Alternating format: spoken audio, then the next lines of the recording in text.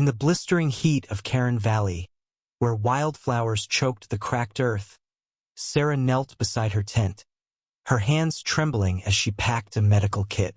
Her son, Eli, lay inside, his fever spiking, his breath shallow. The tent was their Lifelinia makeshift clinic after a rattlesnake bite turned their camping trip into a fight for survival. Sarah, a single mother and nurse, had seen enough emergencies to know time was slipping. But the Homeowners Association, HOA, of Karen Valley had other priorities. Enter Margaret, the HOA's iron-fisted enforcer. She stormed into the clearing, her clipboard a weapon, her voice cutting through the dry air. "Tents are prohibited," she barked, citing Rule 47B, her eyes narrowing at Sarah's defiance. "This is private land. Pay the fine or dismantle it now." Sarah's heart pounded. "My son's dying," she pleaded, pointing to Eli's pale form. Margaret didn't flinch. "Rules are rules. No exceptions." The fine was $500, money Sarah didn't have. Jake, the young park ranger who'd guided Sarah's family here, stepped between them. His loyalty to the valley's community clashed with his gut. "She's saving a life, Margaret. You can't fine her for this." His voice cracked, torn between duty and decency. Margaret's lips curled. "You're soft, Jake. Rules keep this place civilized."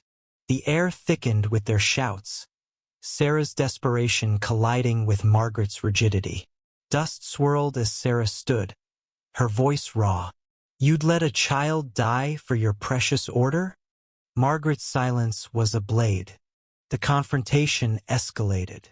Sarah refused to dismantle the tent, her hands stained with antiseptic, her eyes burning with a mother's fury.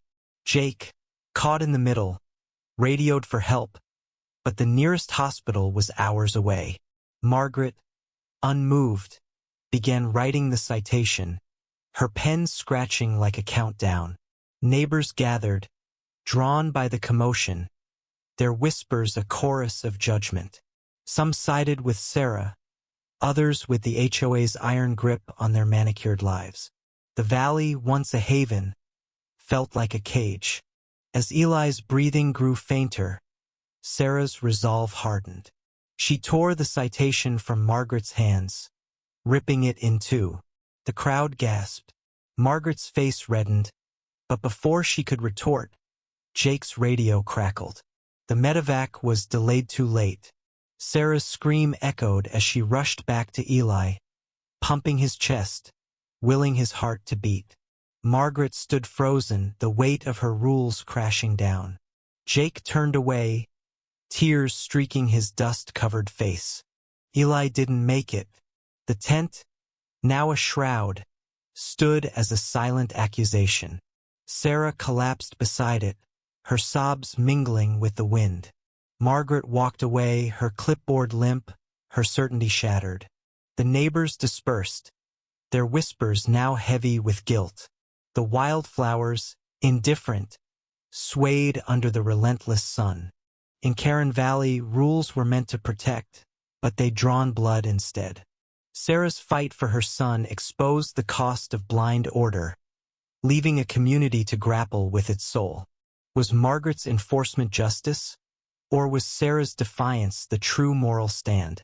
Share your thoughts on where right and wrong lie in this clash of survival and structure.